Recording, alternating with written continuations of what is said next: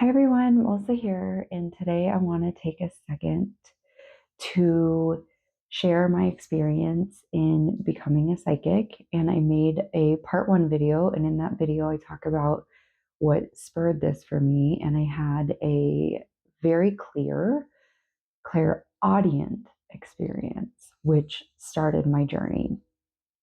But I want to make a video for people who are just starting out and who are at that stage of fear. I see a lot of mediums out here who are doing beautiful work, but they're not sharing how they got to that point. So it can be very cumbersome and overwhelming to think they were born like this.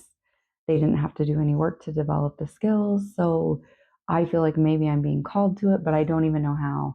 And when you're in that place in starting out, there can be a lot of fear, there can be a lot of self doubt, there can be a lot of questioning. And fear, self doubt, questioning, anxiety, depression, all of these things are normal.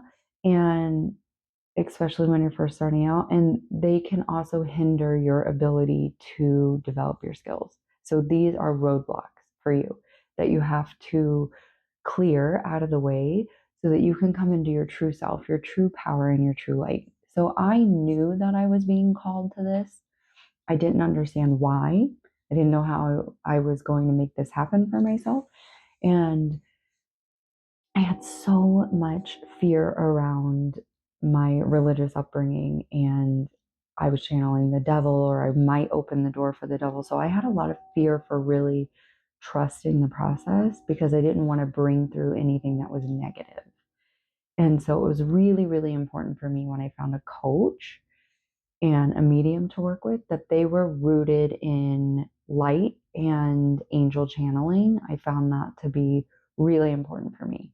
There are a lot of great people out there selling trainings, but make sure when you're finding one, they're rooted in what you want. You could easily find someone down the road who's doing this, but if they're doing shamanic practices and that's not aligning with you, it's best to find a different coach. And I think that will help with the fear and the anxiety. So I got to a point in this training where I almost gave up, honestly. My mind was saying, go back to what you're doing. It is safe. You know what you're doing. You make good money here. Like, just stop what you're doing and go back. And our minds do that. Our ego does that. It says, you are safe here in the hell that you know. Don't go into something else. And that's a choice. And that's a roadblock that I had to work through. I had to say, I understand what that is, but I don't want that anymore. I want something else, and I am called to do this. This is my purpose, and I trust it. Is it going to be easy? No. Am I going to have to step out of my comfort zone? Yes. And I'm just going to share one last tidbit of getting through this because when I started in my intuitive coaching classes, I could barely speak in front of other people. I was terrified. And I'm doing a class with 6 or 7 other folks, and I have to speak and I have to give readings to these people. It was terrifying. I remember doing a lot of work around my throat chakra because it would just seize up and be blocked. And this is really, really normal.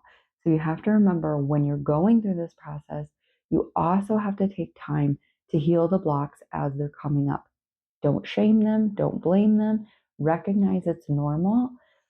Lean in and heal. You got to go through the fear, through the self doubt to get to the other side. And I can tell you from being on the other side of this, I would do it 100 times over than living in the hell that I knew. And that hell was actually a pretty decent life, but I knew it was not for me. And that's really important to remember.